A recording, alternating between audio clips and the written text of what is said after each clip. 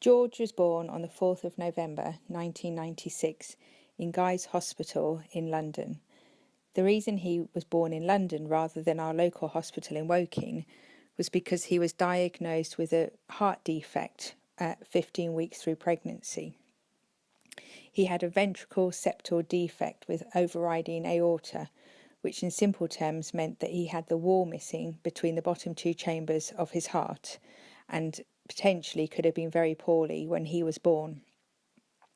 As soon as he was born, he had to have close monitoring to make sure that he was growing correctly, that he was able to cope with the condition that he had.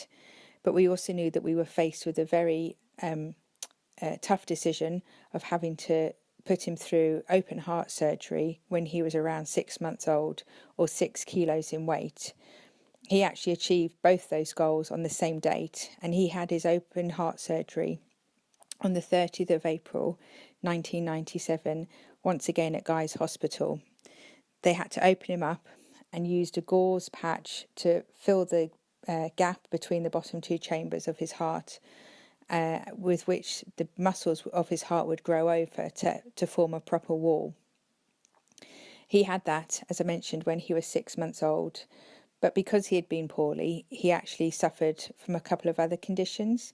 When he was 6 weeks old, he was hospitalised with bronchiolitis, which is a children's form of bronchitis, and was very poorly.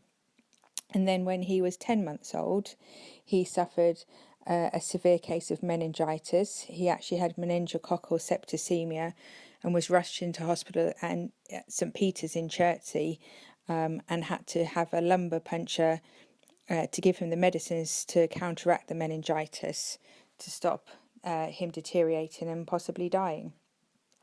As you can see from the photographs here, he very quickly became a healthy looking child compared to before his operation, where he was quite blue, and he's continued to grow very well and monitored by the heart hospital. They're very happy with his progress.